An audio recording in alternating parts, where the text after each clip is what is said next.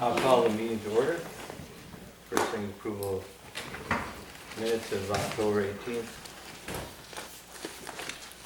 I'll make a motion to approve the minutes of October 18th. Second. Any discussion? All those in favor? Aye. Aye. Additions to the agenda, Cornwall Bridge fire hydrant is what I have. Are there any other additions?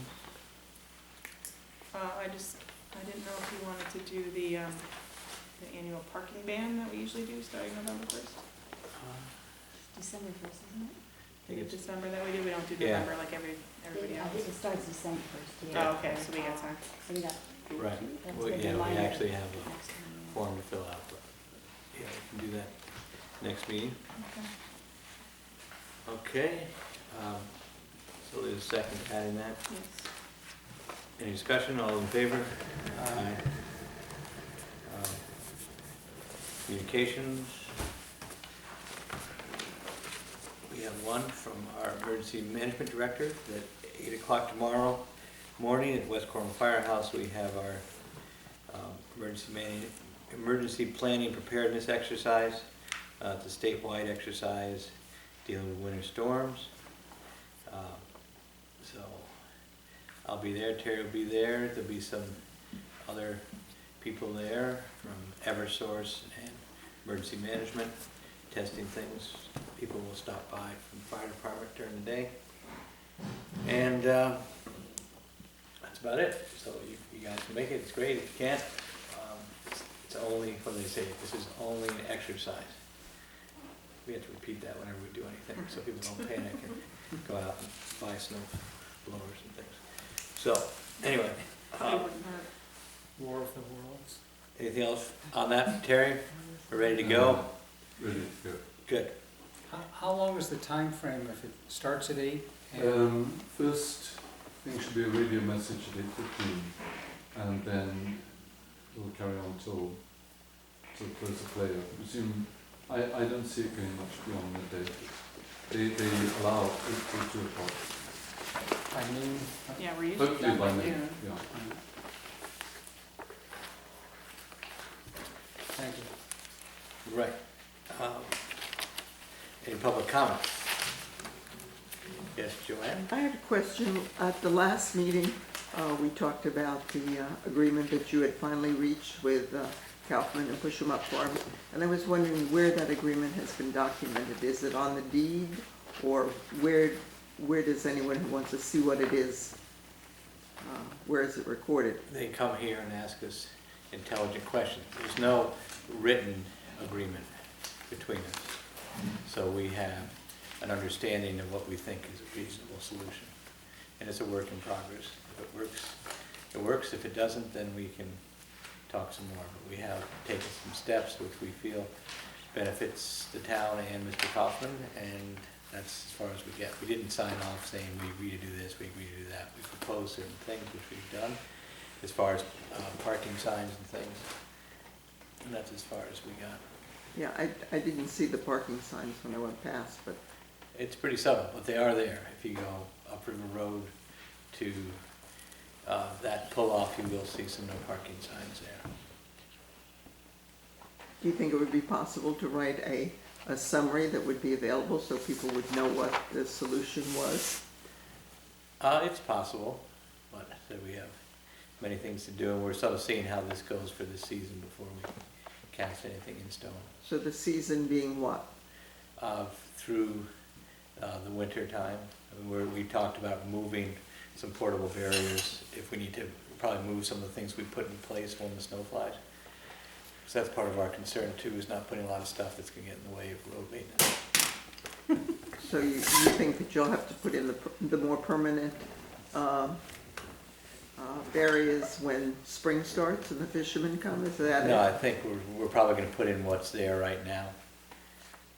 So you don't, so what's I think there we're- now is the maximum amount of blockage that you're going to anticipate? At the current time, it's satisfactory, if it works. We're optimistic bunch. That's good. Well, I would just hope that there could be some explanation, because obviously it was a long ongoing item, and it does represent access to the river, and I think it would be nice if all of the town knew what the solution was. Okay, That's all. Thank thank you. you. Any other public comments? Let's see, then first on our agenda is Valley Road Bridge and bridge survey. Roger Kane is in the next building at Inland Wetlands. So I propose that we table our discussion on those two items until he comes over to join us. So I'll make that a motion. Second. Any discussion? All those in favor? Aye. Aye. Next is WMC contract. I think you should have a copy of the proposed plan study and agreement between WMC and the town of Cornwall to study certain developed areas of West Cornwall for the need of sewers, study wastewater treatment, alternatives more specifically described in the attached plan study. So Todd Piker and the committee have also forwarded or have given us some comments about this, and what I haven't done until we met was forward this on to the town attorney. So I would propose we would forward this on to him with the committee's comments and have him take a look and come back to us for our next meeting with his comments. And this, you wanted to sign it right away, I thought it would be good to just run it quickly past him. Sure. It seemed like a pretty straightforward contract. It's pretty much, he's gonna do what we thought he was gonna do with his proposal when he interviewed. And for the amount of money that we had talked about. But there's a few little professional things and I think the only question would be the actual agreement, if this is relatively standard language between, I'm glad that he used the short form. I've seen the long form, Right. and it's terrible. right, at least I could more or less You- follow the you- short form. Right. The long form, I'm not sure I could even follow. You know, The if first this is- party is the first part, yeah. But is it just sort of standard language that would be used in this situation between the two parties Right, for exiting the agreement? yeah. I mean, because it gives avenues for either side to exit the agreement. Right. It seems relatively standard stuff, but I think that's why you have an attorney look it over and make sure that that's the case. Right, my only question was just to make sure that the numbers that were thrown out there were the same ones that we agreed to in the beginning, and Yeah, that's what. This is just the contract itself, and the rest of it is, Okay. right, the number is number. and I think everything else is just the same information that We've is got the number, presented. total 50,569. How much was our grant? 45,000.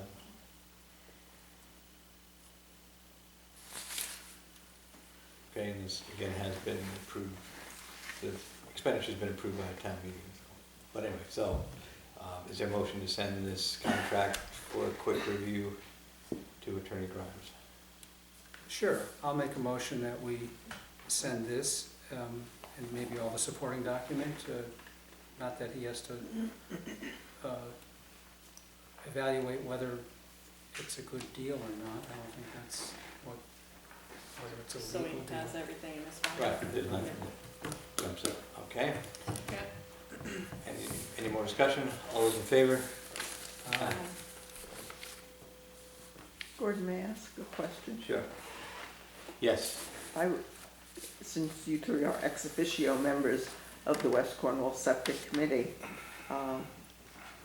and I think all of us on the committee were pretty pleased with the contract and that it represented what we had voted on and everything. But I would hope that this board would urge the committee to have a public meeting, because one of the things we were very concerned with when we were choosing among the contractors was their willingness to encourage community involvement, openness, and transparency. and that it might be a nice thing to have a meeting of the West Cornwall Septic Committee to which the community was invited, and could just ask any questions and just feel that they were a part of, that they were open to what was going on and what will be happening, so that people, I just think transparency is a good thing. And I would hope that this board would urge that committee to conduct such a meeting, perhaps during the time frame when Pearlie is reviewing. And it's less about what the contract says than about the fact that we would be open to the public knowing about it. Yeah, I mean, I don't really disagree with you, but I do think, I would like to get the contract done and signed and have him have a public meeting, maybe meet with the committee first and then have a public meeting soon after that. I think it's important that the committee gets to meet, the public gets to meet Mr. McDonald, and certainly that's one of the reasons I think he was chosen, was his public orientation. I But would agree with you on that. I think it's good to first we gotta make sure we have a deal, and then we get everything signed, get the committee, get a meeting, get some orientation, and then bring the public in, soon after that all happens. I guess I just would see a slightly different order, that so the public could feel that the committee and that the Board of Selectmen and that the attorneys, if they brought anything out or asked any questions, it could be incorporated. I don't see, I think it looks more like everything's done and you're just here. This is what we've done and here it is, rather than saying, come in, we're open to input, whether they give us any or not. To me, it's about the perception of openness and transparency as well as the actual aspect. And if everything's done and we just say, here it is, look at it, I don't think that's the same thing. And I don't see that there's any downside to just having an open meeting. Why are we, I don't think we should be afraid of openness. I think we should value it, and I think in the long term, it's going to serve the committee well when we really need more support when we're moving forward. And I agree with you. We picked this guy because he was really good on his feet. He was interested in community involvement. He said he'd do it. And I just think we ought to do it. And I would just ask the board to consider doing it and urging the committee to do it. Okay, Thank you. you're welcome. Yes, Gordon? Judy? Is this is a contract right here that you're going to This is a send to contract. Pearlie for Yeah. review? Yes? Then come back for your signatures? Yes? And then, you said, Heidi, you said something, there's another document, or, No, it's just, he had a, scope of work or a proposal, he had a whole, There were attachments. there were things that he proposed as qualifications and also what he proposed to do to the committee, which is one of the reasons he got hired. So there's background information on him, what he's gonna do, what he's gonna look at, and that kind of thing already. can you put those on the website? Possibly, they're certainly available here, so we could try to get something together on it. PDFs rock, PDFs are a good thing. Okay, But I would point out that Todd has written correspondence as the chairman of the committee as to not share anything, which I am opposed to. well, I think everything's, as we've been informed, once the contract is signed, all preliminary things will become available to everybody. So, But that's the point. Why don't we share it before everything's signed? because so we that don't have a people- signed, that was our advice, was when we get a Whose signed advice contract. was that? I can't remember, but it made a lot of sense. Until we get a signed contract, everything else is a draft and preliminary. So, but I don't want to debate all that at this point. Okay, anything else on the WMC contract? Next, we have Who Bike correspondence. I forwarded the board in the last several weeks a letter that I got from Attorney Nania, who's here. Hi, Tony. About the proposed Who Bike Trail. I believe you guys got a copy too, or I forwarded you a copy. I think Attorney Grimes got a copy. David Colbert Colbert. Colbert. It's political season, I guess. Colbert, and P and Z got copies. And I also gave you a copy of background information assembled by Pat Hare, who's also here. Pat. I did meet with Pat and Dave last week to try to give more background to the issue to Dave and Karen.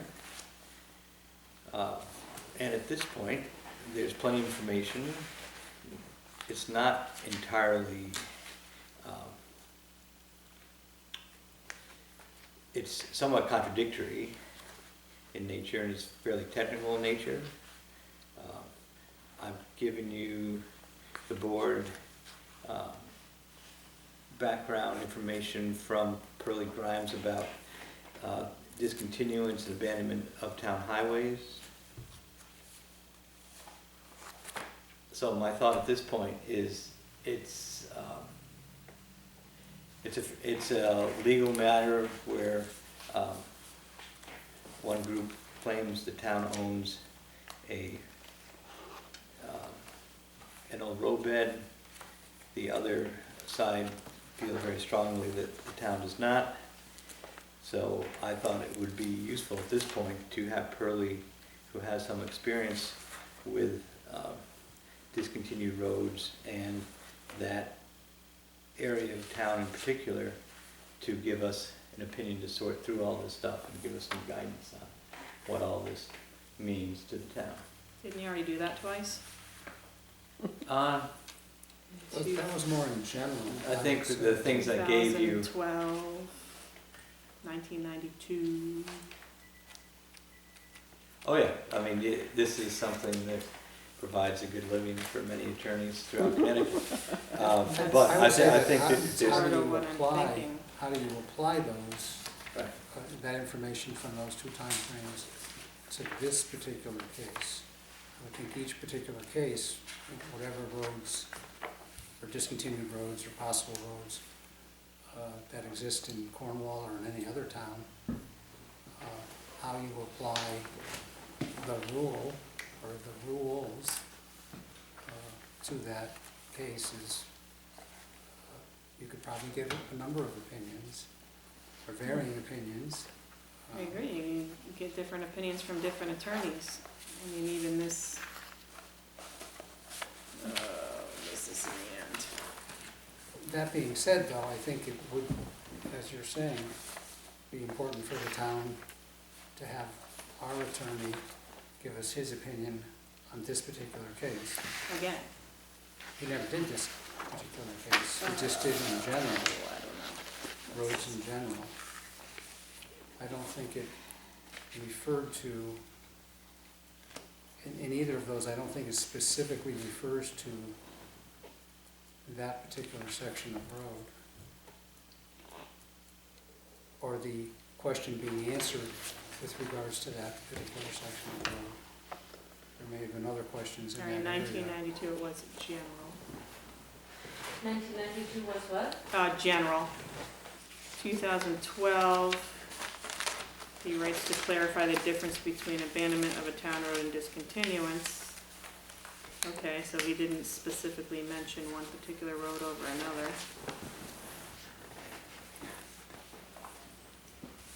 Okay. And we'll, Pay him Again, to not do that fi- again? yeah, but I do think this is a town issue that's had generated some interest, and if we can get a short, succinct ruling as far as what interest the town has in this whole issue or not, legally That's optimistic. or not, we'll see what happens. Sure. Any other thoughts on that approach? So.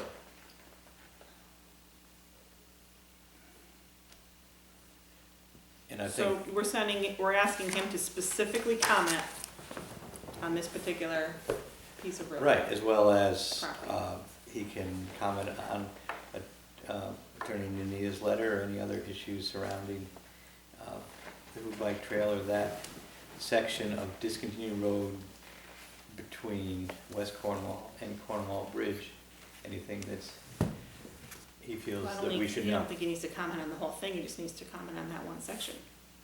Right, but that's the section we're talking about. Doesn't need to go all the way to West Cornwall.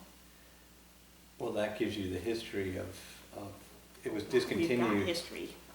Right, but if he It can does. reference that history, that would be good, because I mean, you have to have both.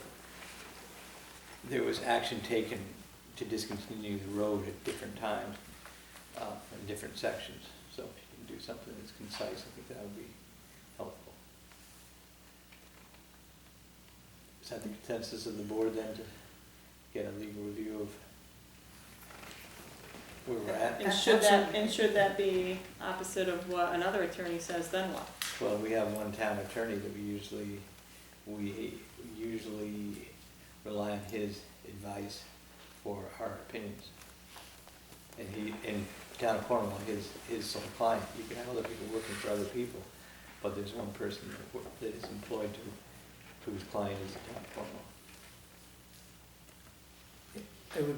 It's possible that he'll agree with what's already been presented to the town. It's possible he'll partially agree. It's possible he'll totally disagree.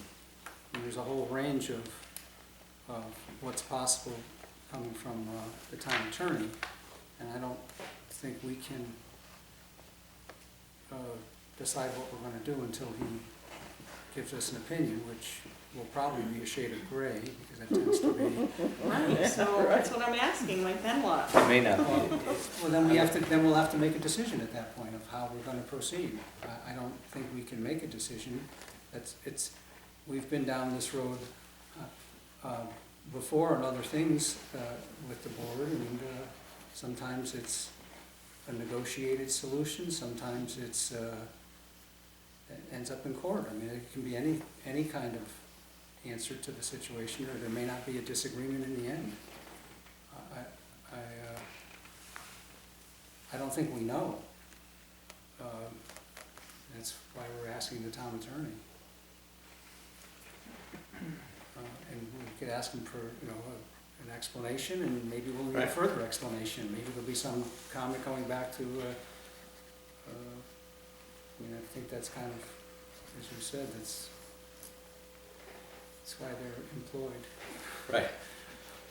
Okay, so, yeah, because there are certain claims that are made by both parties that aren't in agreement, so it's helpful to have someone who works for us sort out these claims, because they do have some impact on the town. So I make a motion then that we send these letters and packets and get some comments on them back from the town attorney. Is there a second? I'll second that.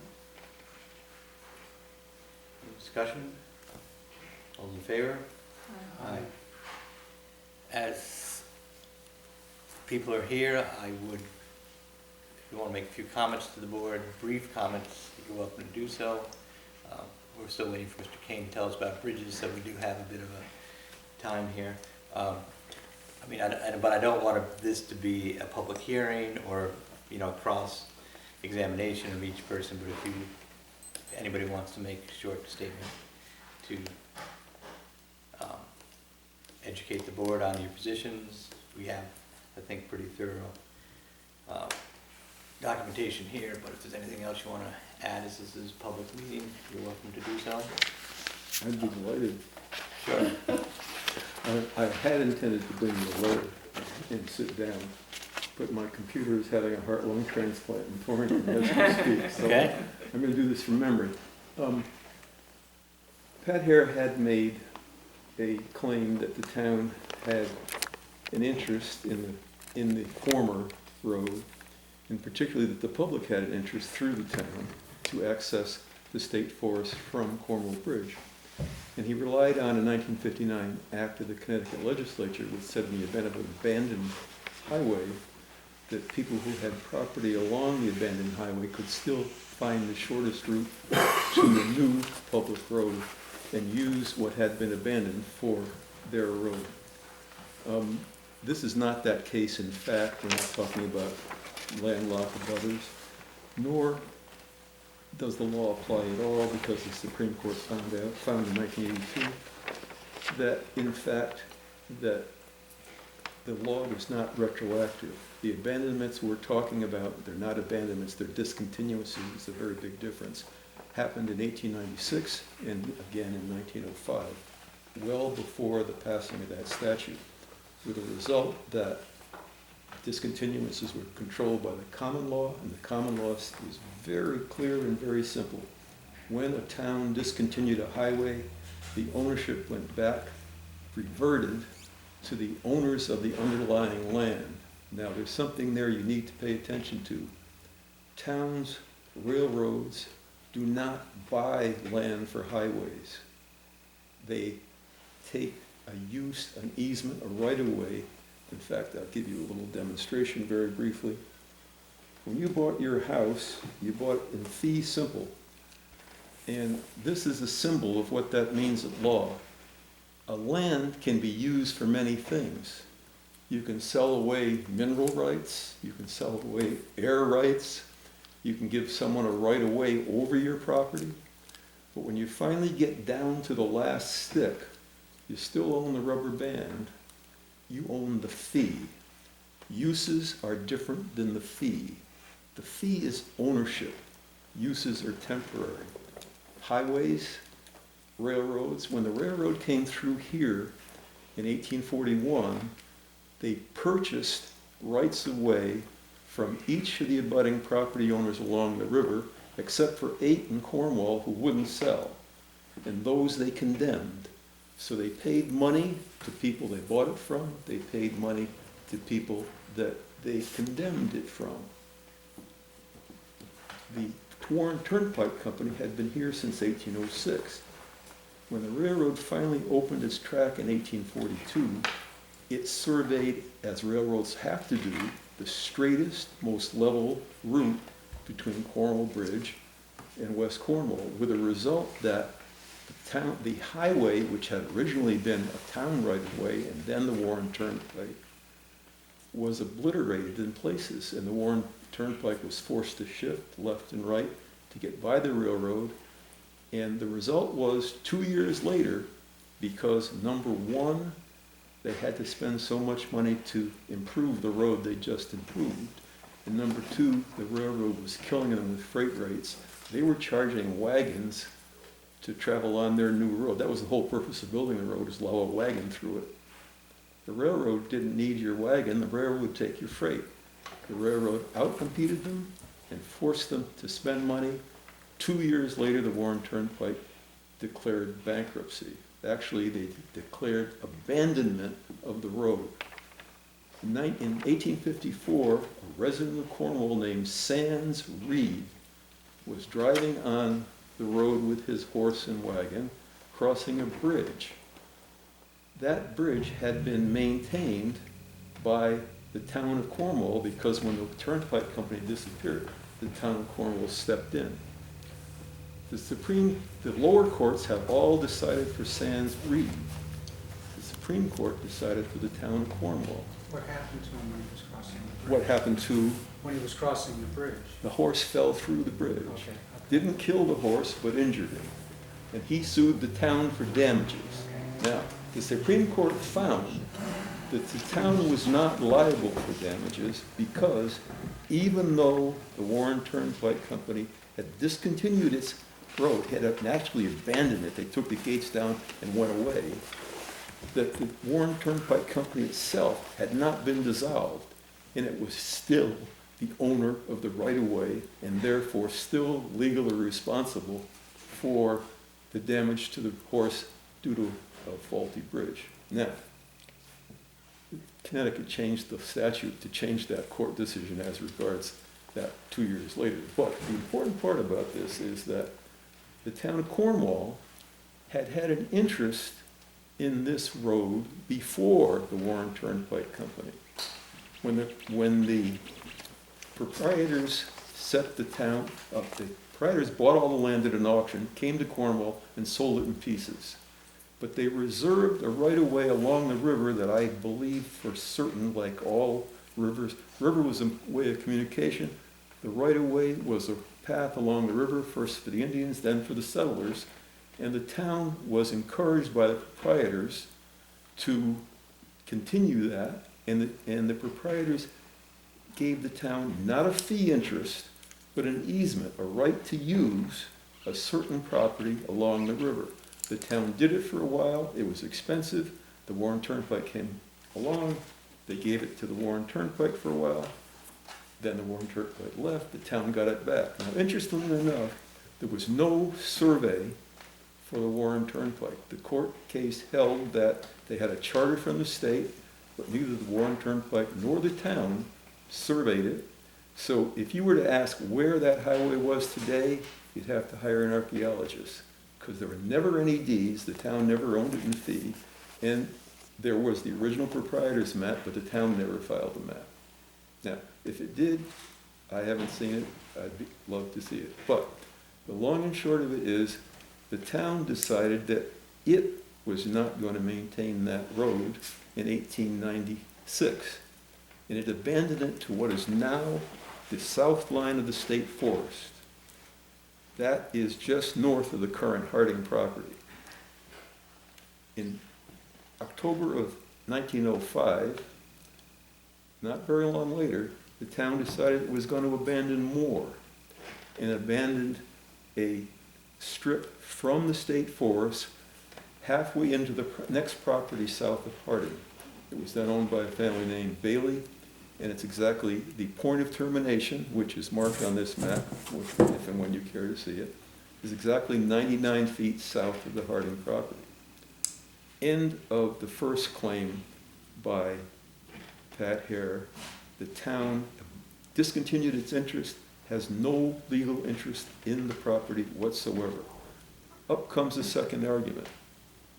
Well, the proprietors gave the town the land for the highway, so the town still owns the land under the highway, despite the many deeds that were filed that didn't recognize the town ownership. For instance, the Calhoun family, whom I assume you know well, the first Calhoun to come to Cornwall actually bought a farm, 170 acres, right around where John Harding's property is right now. That John Calhoun, by the way, came from Salisbury. He was born in Salisbury. In 1815, he lost the farm to the Hartford Bank, 170 acres plus 14 acres of woodland. The Hartford Bank took the property back, saw that it was subject to a right-of-way for travel, sold it subject to that travel to two partners, one named Brown, the other name I've forgotten, pardon. In the course of the next 10, 11, 12, 13 years, it went through several owners. In 1928, it was sold to an Oliver Dodge, who was this family's root and title, because Dodge was the one that cut the lot out on which their house is built. Now, the town never owned the fee along the highway for a very good reason. That would give the town expenses, liability. In fact, when towns and states build highways today, there's only one kind of highway in which the fee is actually purchased. The rest, if the town wants to build a road here today, it will condemn an easement, a right-of-way over property. It's cheaper than buying the whole property. And that's what towns do. That's what railroads do. The exception to the railroad is when the Transcontinental Railroad was put in. The United States government gave those railroads 50 miles on either side of the track to sell so they could raise the money to put the track in. But that was not the charter for this railroad. I, in fact, dug out last week at the State Library. The original Housatonic Railroad Company spent $54,000 in the town of Cornwall to buy rights of way. The only fee they bought, where they owned the whole property, was where they were going to put the railroad station. The same thing the town and state does today. The state owns easements on roads, but when they build a town garage, they buy the land. So, first argument was the statute applied retroactively, not possible. The second argument is somehow the town still owns the fee under the former River Road Warren Turnpike because it was shown on a proprietor's map. Maps do not convey property. Deeds convey property. Maps record what deeds have done. And that deed, that map, was not preceded by or accompanied by a deed. Those are the two legal arguments that I have understood so far that Pat Hare has made. I have never seen an attorney's opinion of either of them. I've seen a quote from an attorney about a map, but when I talked with your attorney today, I said, look, I don't know how far this is going to go, but I'm fully prepared to write a brief for you, Pearlie Grimes, and for the benefit of the Board of Selectmen if they care to read such things. But I think we will all find together that the law is really not so complicated and really pretty clear, and that if the town wants to build a trail there, it can condemn the property for a trail or even for a road.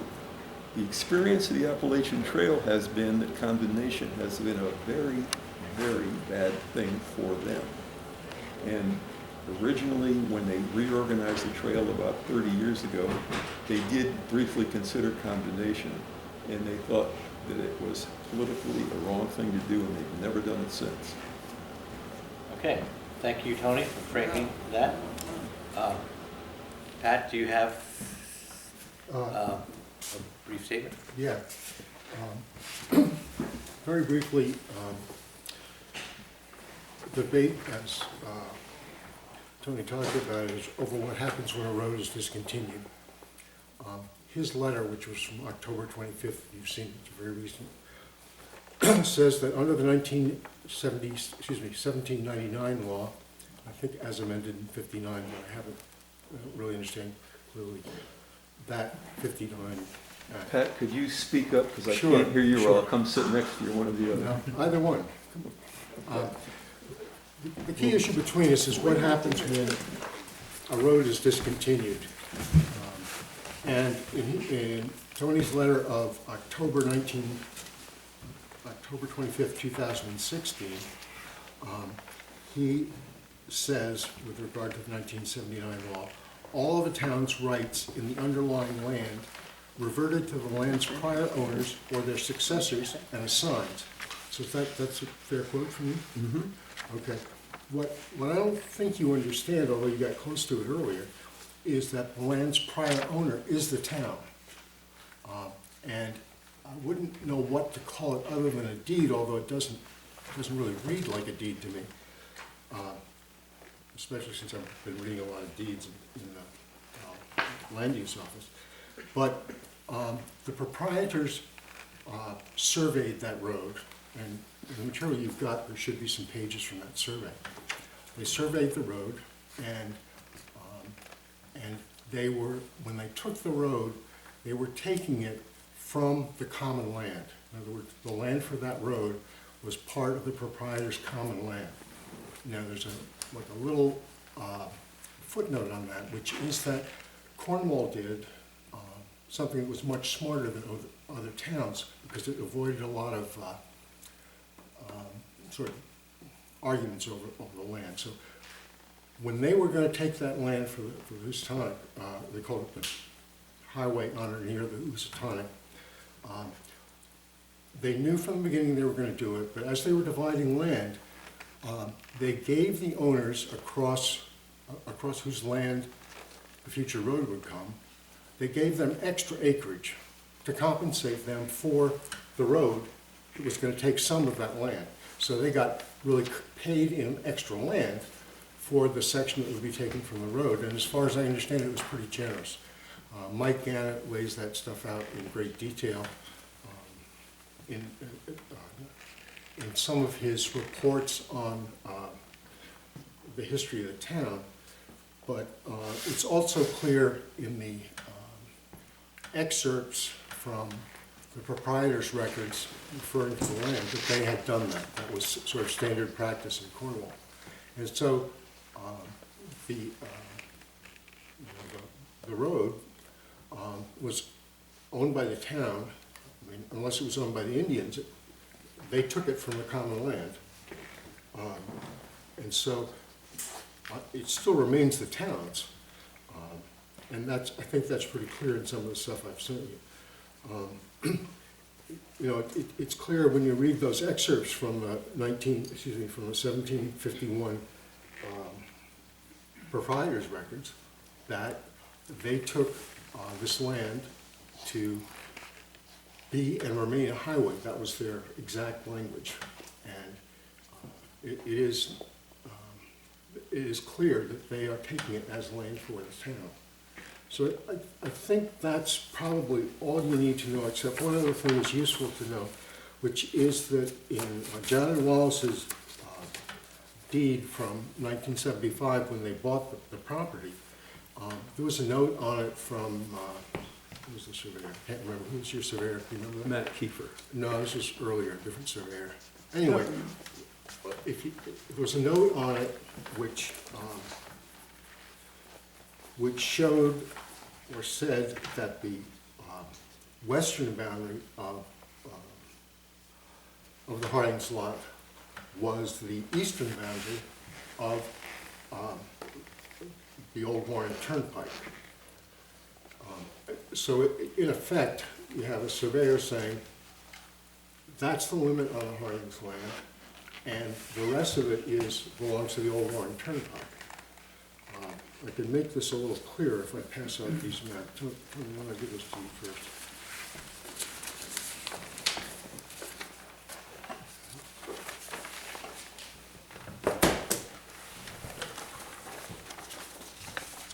John, you see it?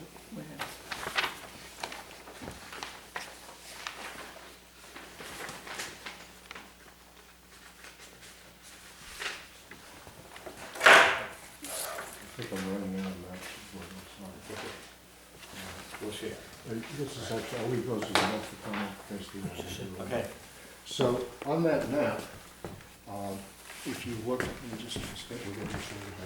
If you look at what is labeled western boundary of Lot A and eastern boundary of Old Warren Turnpike, those boundaries are clearly shown in Harding's 1975 survey when they bought the land, and I believe it's also shown equally clearly on the 2014 survey they did.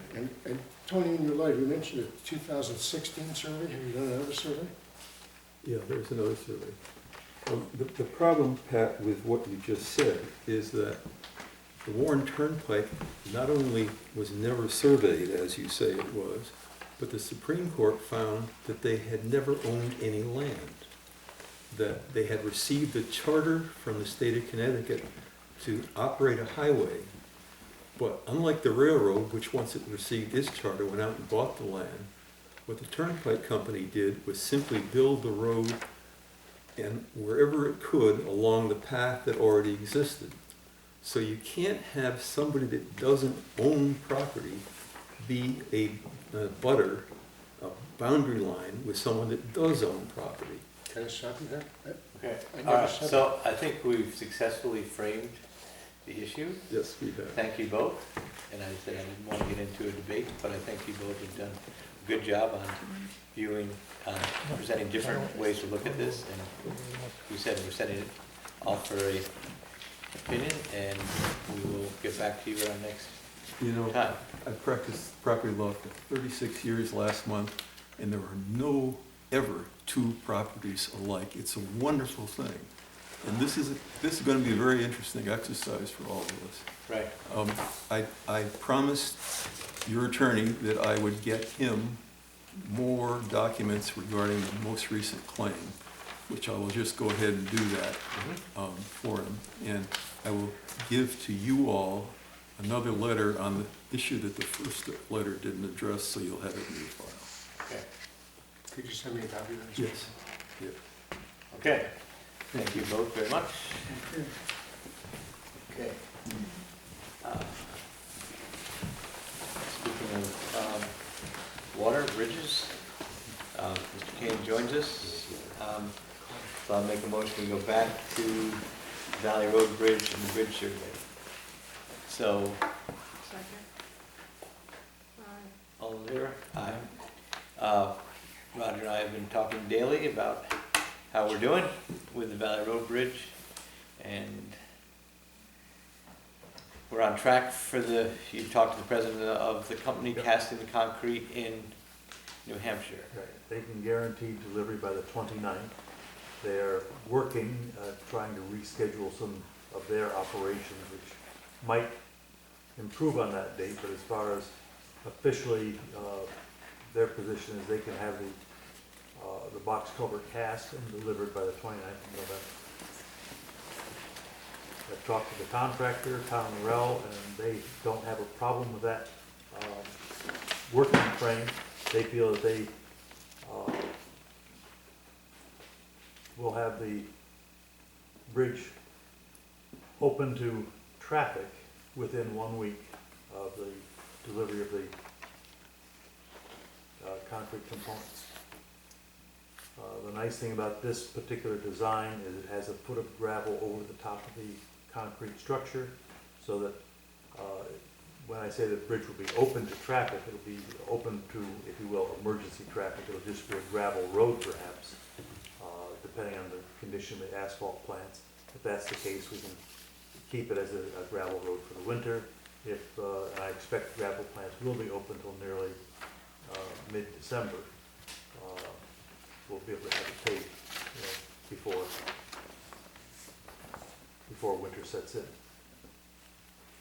Winter being December 21st. Right, and we should know even more in our subsequent Yeah. meetings. Day by day, things Right. are subject to change. Whatever information I get, I will, refer on to the Board of Selectmen as soon as possible. As it stands right now, that's what we've been assured by Concrete Structures Incorporated. Town and Rel says they will do everything they can to minimize the interruption to traffic. So that they'll work extra hours if needed, they'll have extra equipment if they have to rent equipment. Great, so we've extended that offer to them that we would like it done as quickly as it can be done properly, if they have to work extra hours. They have completed the headquarters road project, and it's very much the same. It's a slightly smaller structure, but once the product was delivered, the work was done in less than a week. We did mark trees up there. I was concerned about power outages, so we've gone up and looked at trees. There's 5 or 6 that can come down, so we're going to contract with Mike Root to take that down ahead of construction. Hopefully reduce the chances of that happening. Was there any need for any moving of the power lines? No, on headquarters road, No, on Valley Road. no. No, we expect to be able to work under them. We won't be using cranes, we'll be using excavators, so that they work lower than the elevation of the power lines. We have to put in a temporary pedestrian structure, which that will be under the power lines.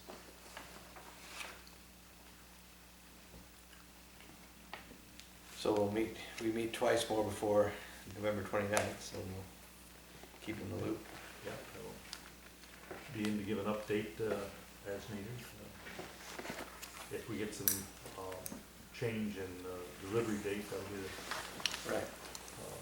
first thing to inform. We're only tentatively scheduled to meet one more time. Yeah, how do we meet twice more? Gordon had said we will meet twice more Oh, that's before right, one more. November 29th, but it's once more, Okay. Stand corrected? right, first and third. Right. Okay. Yes.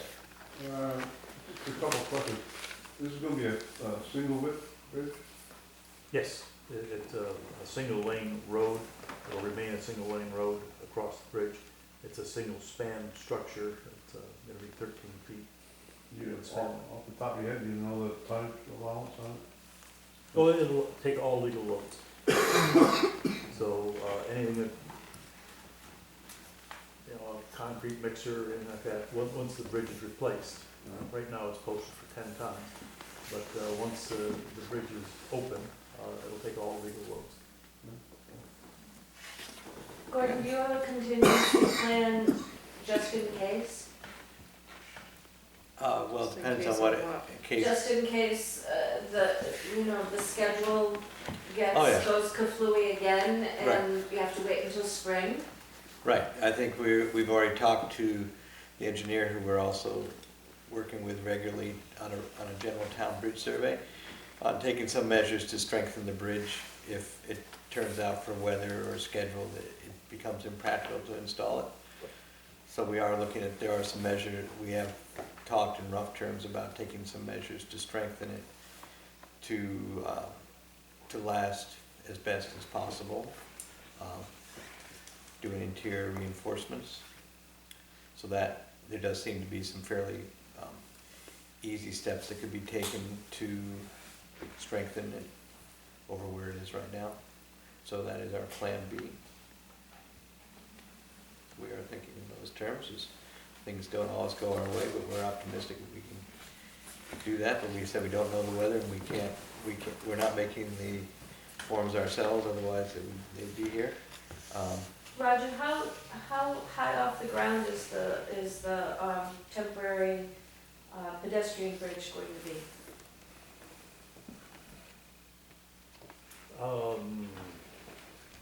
The maximum height will be no more than 4 foot.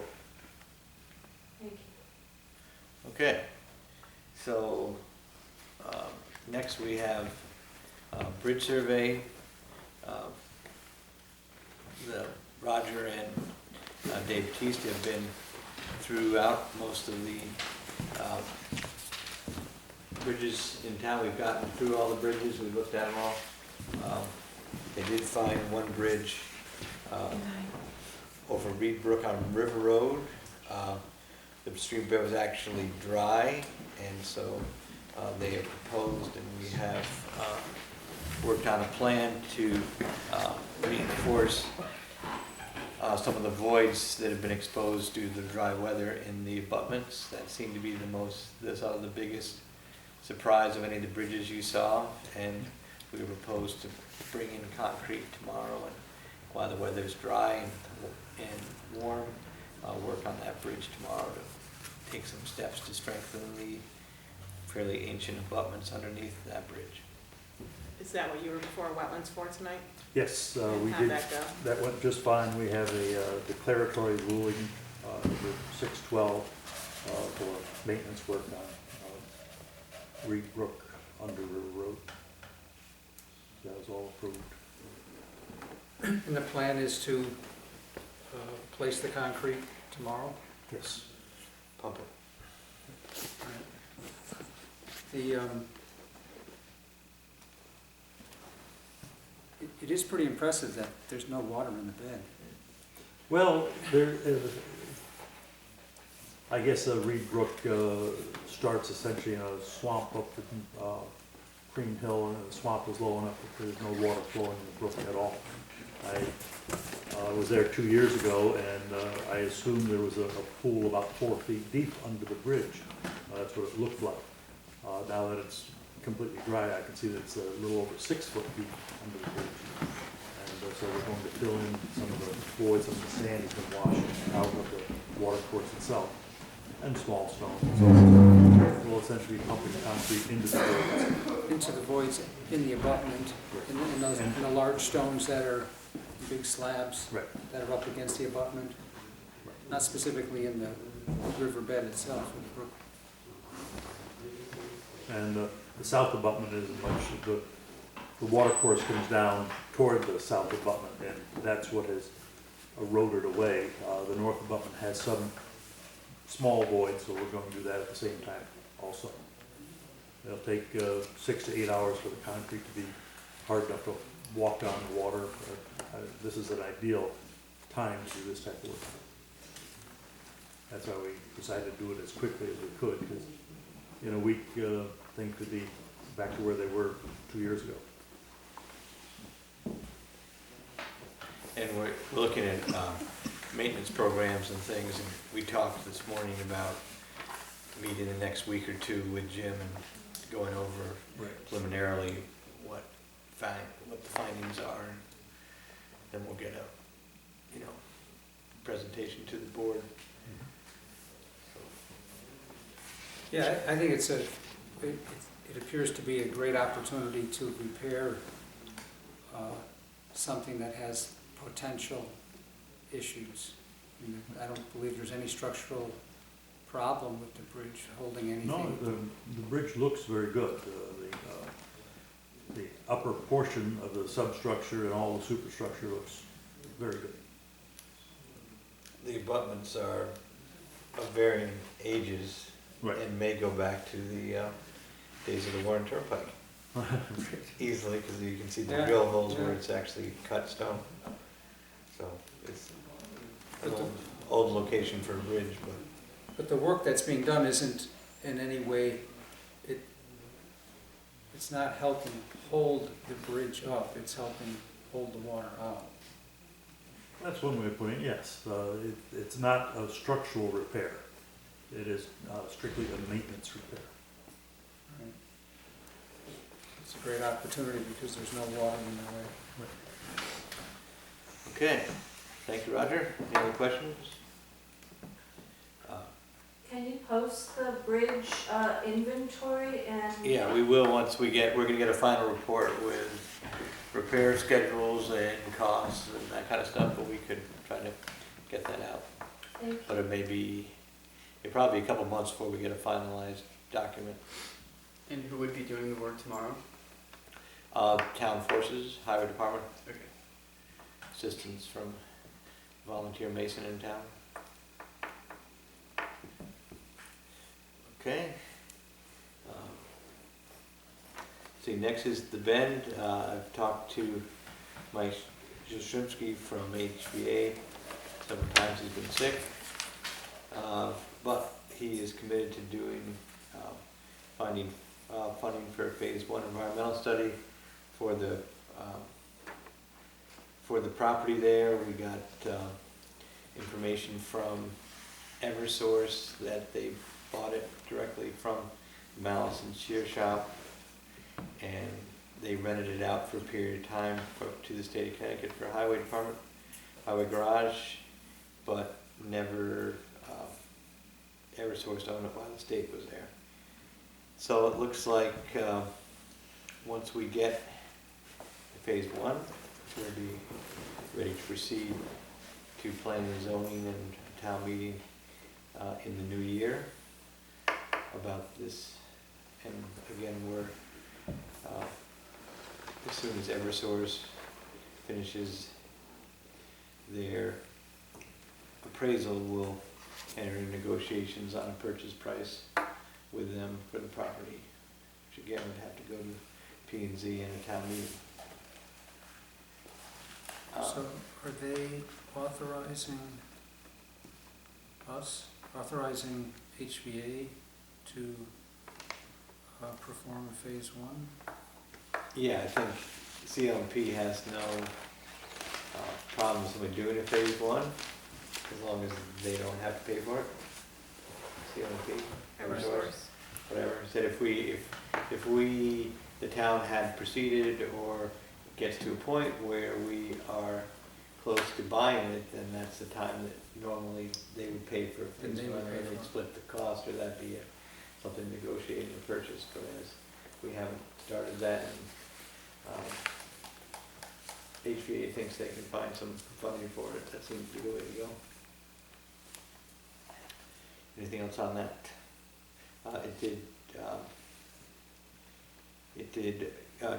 The project did get approved by the Housatonic River Commission last month. Okay. Next we had the Cornwall Bridge Safety Audit. I forwarded you copies of that. It's interesting, we met out there last June. This is the draft report that came out of that process. There's some interesting recommendations, not super startling, but there are some long-term, short-term recommendations for that. Who Terry would be glad to see. They said we should share the road signs up, or the state should, in the area. So anyway, this report also is for public distribution. So Richard, I can give you a copy if you put it up on the website there. Yes, sir. This is Well, it interesting. says draft, I don't want final. Well, we probably, yeah, but I mean, to me, these are some of the issues we've been talking about as far as putting in a flashing crosswalk and better signage, maybe some gateway planters or whatever, more Right. formalized So are we entrance. gonna do any of this stuff, or what's Well, I think the next step of the this? next step is for us to say, yeah, this, accept the report, I can get a hold of this group that did it, and see if they have any firmer, thorough, future, further comments. One thing that we did come up in the Economic Development Committee was to have Goldman and York's planners look at this and look at some of the suggestions and see if they have any comments on that, as they have a limited amount of time left in their contract to do it. And they do have planners that can look at, part of my concern is the congestion, that now that we have a bit of a small economic recovery going on, there's more activity at the market, and there's the lumber yards scaling It's up. crazy now, people parking on both sides of the road, Right. trying to pull in and out. Right. big So I thought, trucks. so my plan is to meet with Go New York people, look at this, see if they have any other ideas, whether they concur with these as good action steps, why we have another, why they're here under contract. Be able to tweak any of the ideas. Yeah, what do we do about parking? It seemed pretty clear that this, there were some short-term signage things that wouldn't cost that much to do. Welcome signs, we do have the seat grant, we have this. We already have a welcome Cornwall sign as you're coming in from Kent. Yeah, but we could, bigger signs, planters, there's other, people do other things, right in the downtown area to look at that. So that's sort of like the next step, is this is sort of an action plan, and then the thought is, because we do have $30-something thousand left over from the sidewalk grants, to probably proceed with the crosswalk in the spring. Yeah, and one of their Or- suggestions was put in a sidewalk. Right. Yeah, when funding becomes available, so at some point we can revisit that or something else. But we did determine that the sidewalk that as initially thought down the length of Where it was originally gonna go. Bonnybrook was Wasn't not, gonna work. was not gonna work. That was because of a state reason or a Well, grant just, reason? There was a reason why it couldn't go there. Physically, how it was gonna be situated there. Crossing a water, I think there was a brook, it would have to, some drainage, Yeah, it's just drainage. well, not brook, but some drainage areas. There were some areas that were gonna be difficult, and then coming up to the driveway of Bonnybrook itself, and whether that was an appropriate place for it to be placed anyway, because in general, people from Bonnybrook are cutting across. Yeah, well, now it's just the parking, so. I think one of the things in those crosswalk areas, how do you actually get people to slow down and see that there are people standing there and you need to stop and let them cross? And I know our crossing isn't the only one where it's a problem. Right. It's, Well, how do people fix that? the engineers will say, Speed bump, yeah. well, they actually did, it's interesting in there, they do mention different pavement textures. I saw the in pavement that. thing, but I don't even know, like, people You're- don't even see that someone is standing there. Well, you're not, you can't control everybody's driving. I know. No, So you can That, but- throw hundreds of thousands of dollars into it and it still doesn't solve the problem. right, but How do there are, people solve the there are problem? things, they're talking about the flashers now is the new, Yeah, that get would your, be helpful. that makes it more noticeable, that sets it out. And as I said, there's a bunch of different things in here that they suggest, so I think it's a useful start, improvement, steady suggestions. Okay, Do you have this in digital at all? Yes. Could you email it to me? That way, okay. then I don't have to spend all night scanning it. Yeah, thank you. Yeah, Gordon, one of the best ways I've noticed in villages in Ireland, they've stopped traffic going fast through, is as it comes down to a village, the road shrinks in, they put a big concrete planter with a tree or something in the centre, and the cars have to go very carefully both sides of it, and they can't continue going fast. Oh, they'll just hit the planter. Oh, they'll just Well, that's their thought. You're making it very solid car. take out a couple mirrors. Well, Okay. it says right in here, consider narrowing lane width Yeah. Right. There you are. down to 11 That works. feet. I mean, you know, it's clear that, you know, where they have reduced the width of highways, it reduces the speed. There's no doubt about it. And I would just urge, when I see flashing lights, I can tell you when the leaves go down, flashing lights are very obvious, quite a distance. And you know, my Right. bedroom's on that end of the house. I'm not a big fan of flashing lights out there. And I Won't hope be a that'll lot of be people considered. crossing it, right? What? Probably won't be a lot of people crossing today.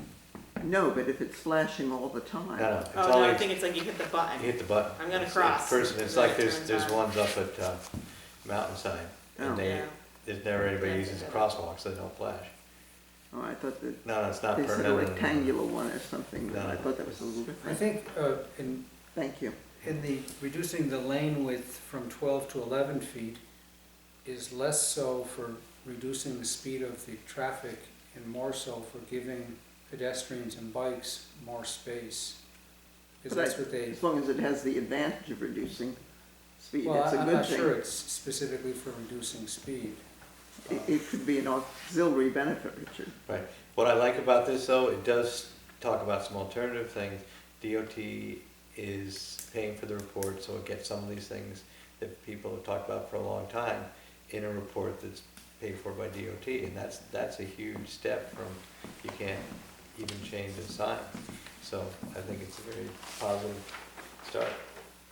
Gordon, did this come out of the meeting at the school with Goldman and York, where people were putting their preferences and this Cornwall Bridge traffic calming and you know, getting around that area better? Did this come out of that? No, This I mean, was that- separate? yeah, because what happened was we had a presentation of the Council of Governments by the Commissioner of Transportation, and they were saying they were looking at different modes of transportation, and instead of just being for cars, they're looking at bicycles, they're looking at pedestrians, they're looking at mass transit. So this is one of the things they're looking at, is trying to make the roadways, the byways, the turnpikes more pedestrian and alternate vehicle friendly. So they started this new program that towns could apply for if they thought they had problem congestion areas that weren't particularly pedestrian friendly or bike friendly. And so I applied and we got the grant to look at this. So, I mean, I know that it's been an ongoing issue for a long time. And this is just another way for working with the DOT to bring our local concerns into the bureaucracy. Is there any money left to have a public presentation on this and have the gentleman come? They may come back, I'll see. Seems like, I know, I'll see what he'll do. I know that we were lucky to get ours expedited, and they've got a long list of other towns they're trying to get out to, so I don't know what their availability is, but we could have them do something. I think from this report, something on the upside is the 2012 to 2014 accident report. They list a total of 7 accidents. Right. And I think 2 of them or 3 of them were at least a quarter to a half a mile away from the intersection. So they were in the Cornwall Bridge vicinity, but Greater Cornwall. Greater Cornwall Bridge, but if you're a half mile down 87, it really has nothing to do with the intersection. Right. That for all our concerns, and they're legitimate concerns as to what's going on there, the actual number of accidents that have occurred and injuries is fairly limited for the amount of activity that is going on there. So, Weren't more of the accidents actually coming down the hill, Route 4, past the bank, across the bridge? yeah, there was one way up here, one here, Yeah. one way down 7 here. Did they take away the little connector road from 4 to 7, Further on this map. where Dark Energy Road is? No, No, the whole triangle is there. Yeah, it was that right here, Yeah, here, these are all coming and down one way down the here. hill. We're going up. Or coming up, yeah, one or the other, but it's this part of the triangle. And then one right out in front. This was probably, the motorcycle accident at the bottom of 45 last year or a year and a half ago. Yeah, it could be. It's so far out. Okay. Alright. So anyway, All right, that's what I'm so saying, it's the anyway, one so it's just upside of the report. Yeah. Okay. And so, Amazing. all right, so while we're talking about Greater Cornwall Bridge, the fire department is in agreement of trying to pursue getting the hydrant repaired underneath Who's pursuing it? Bridge. Sorry. underneath the concrete bridge. The fire department is pursuing it? Well, actually, I'm pursuing it with the fire department, but they've agreed it's a good thing to go ahead and do. So they recommended talking to Josh Tyson, which I did, and they have a couple of welders that Josh is gonna get a proposal together to install. And we'll To get back install in what? a hydrant, repair what's there, move it closer down. So it's not a new one, it's repairing the one that's there? Yeah, but basically, it's gonna be all new parts This is the piece going out into the river. into the river. And we have gotten approvals from DOT and in the wetland. Well, the key component is the hopefully- part out in the river. Right, and so Josh is gonna do some cost estimates on that, and hopefully we'll have some information for our next meeting on that. And the repair, I guess you'll find out how far up it has to be repaired. It's all new pipe. All the way up to the hydrant, up to. Well, they're gonna move the hydrant, closer to the river and put in a concrete barrier so you don't drive into the river. But if you move the hydrant farther down and build up the access road to it, it's easier to draft because you don't have to evacuate all that air out of the pipe. If the truck is. Yeah, you want to be as close to the water source as you can get, which is one of the big water guys said it doesn't do you any good to put 100 feet of pipe to suck all the air out of before you get to the water. You want to be as close to the water as you can get. It seems like we can do that and make it a better setup. So we should get some estimates soon. Okay, so I wanted to bring an update on that. Any other public comments? Yes, Judy? In light of this ongoing issue with the proposed trail and the private property and the abandoned and discontinued roads, as I recall, this issue still is on the lineup for the town plan of conservation and development. And I know that the town planner, Mr. McGowan, and attorney Hurley Grimes, and attorney Mike Ziska, and another one of the attorneys who does one of the land use workshops, they've all said that in order to resolve these issues, because I know we've had to pay a lot of money on an abandoned and discontinued road issue, as others have in town, that you make the compilation of all the abandoned and discontinued roads, you bring it before a town meeting, and you vote at that time, so you have a modern record of all of the abandoned and discontinued roads. And I just wondered if, where that is in the lineup of the town plan of conservation and development, and should that be expedited and put in the works, and maybe the Conservation Commission can work on that, and because these cases cost a lot of money. they cost a lot of money to the town and to private property owners also. Yeah, I know other towns have tried to do that, and their struggle was, are you gonna call it abandoned? Are you gonna call it discontinued? Who's gonna research what it should be, you know, and then, Most of them Well- have already been, and. Well, if a road has been, so you need two lists. We're gonna abandon these, we're gonna discontinue these, Well- and that's what goes to the public hearing. you have to take specific action on specific roads if you just do a general map and say, we have a list of all the roads that we feel currently are in the Cornwall road system that we submit to the state every year. Right. And there are other roads, I mean, the town used to have twice as many roads as miles as it has now. But according to Attorney Grimes, the only way to do it, it's under take it to a town meeting and case by case discontinue roads that you want to discontinue. Right. Now, I'm pretty confident that there aren't roads out there that haven't either been discontinued, maybe a couple that are just abandoned, but they've been abandoned for over 200 years, which he feels is as good as discontinued. So I asked him about the map idea of saying these are our roads, everything else is not a road. Discontinued, right.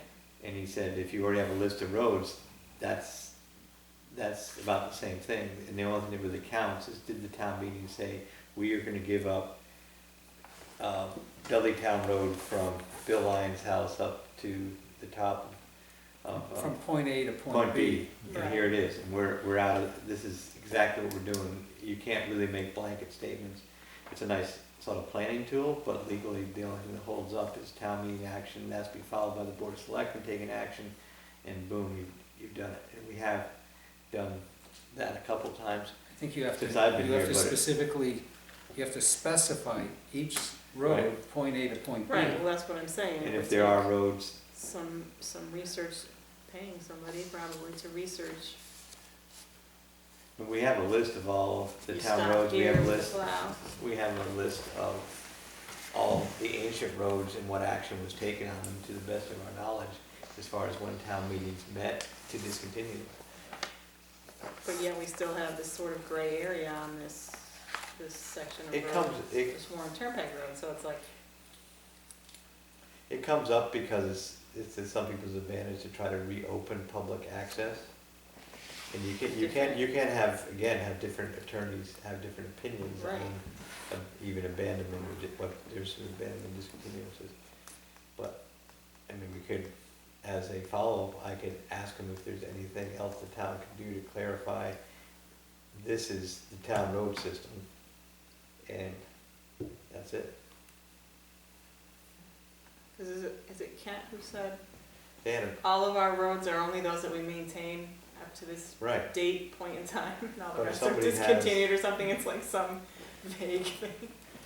Well, But I it think- works. I think it does work until it doesn't, because there's no guarantee Somebody that could say this guy- somebody's gonna come along and say, I have found this, and your Right. statement of that does not qualify as discontinuing it from Right. point A to point B, therefore, it, But somebody must have, what's the real, legally, if you're gonna discontinue a road, how do you do it? right, that's all laid out, that's very easy. The question is, are there roads that go back to colonial times that are hanging out there that were never discontinued by a town meeting? Now, further will tell you, if the town highway department hasn't gone down and done maintenance for a long period of time, then that's where it becomes abandoned, and that counts for the same thing. That's the catch-all, but it's But not if as strong. someone buys a piece of property down here and says, well, the town never discontinued it, they just abandoned it, so I need you to, Right, I want you to upgrade it enough for me to get to my house, we would then go I'm back and stuck. he would say, and we have said this to people, because there's somebody that owned land on the top of Mohawk that was on an old town road, and they said it used to be on this road, the town never discontinued it, and we went up there, or our predecessors went up there showing pictures of trees in the old roadbeds, and we haven't used this for a long period of time, it's abandoned. That's it. And that was in the town one? I believe so, because we don't We don't have a road We there? got a road there anymore. And we did discontinue another section of that road, that's where C and D Farms is now. We did discontinue that road through the farm, from point A to point B. I mean, there is some general consensus that if it's been abandoned, generally accepted that it's been abandoned for X amount of time, some amount of time, Long 50, period, 75 long years. period. something But like that's that. what the courts have upheld? Yes. I believe so, yes. Then that is as good as having been discontinued by a town meeting. If it's been abandoned for a fairly long time, and that's the case, that's the kind of case that you're describing, that's the What's situation. a fairly long time, you know? Large trees growing up in the middle of it. Right, it's been a while.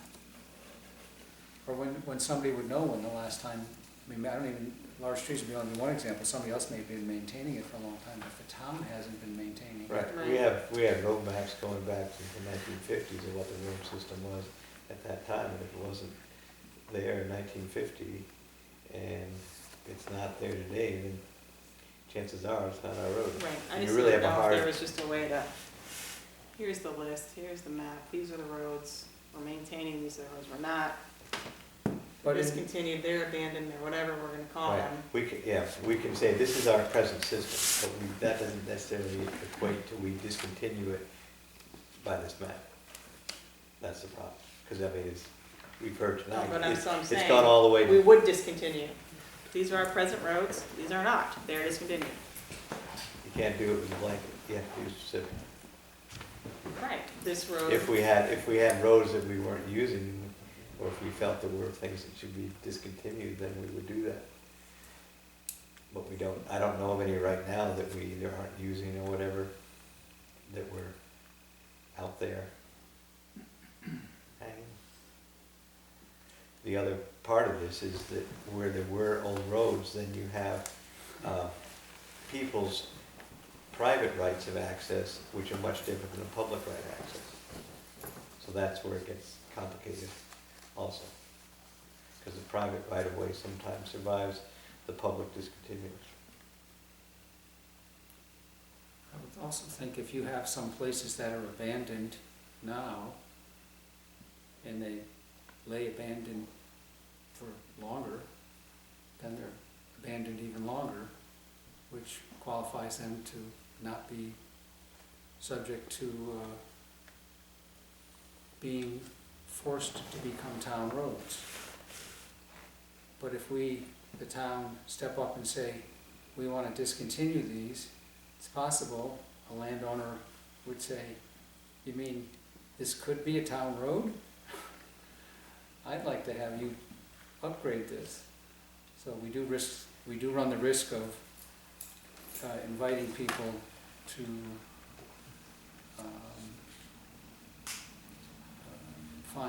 find roads that have been abandoned. Okay, so any other public comments? I have one quick question. Yes. So just, what would be the impact on that section of the no longer used road according to this Who Bike project? What would be the impact? Yeah. What do you mean? I mean, they like So such a if bike. this went through, what would happen to that trail? I think Mr. Hare wants to put a bike trail between West Cornwall and Cornwall Bridge. And that would entail like what kind of work? Oh, a lot of work, and there has to be significant negotiations with the railroad, because it's right next to the railroad, has to cross the railroad tracks back and forth a couple times. Mm-hmm. So it's a major project, plus it's probably 4 miles. Some of it coming from West Cornwall south is in pretty good shape, but the bottom half from Cornwall Bridge north is pretty rough. So you've got legal issues, geotechnical issues, issues with the railroad, legal rights, and who's going to fund it, who's going to maintain it. Other than that, it's all set. It's ready to go. Right. Okay, any other questions, comments? Okay, thank you. So our next thing is litigation Tax lien. We should. Yeah.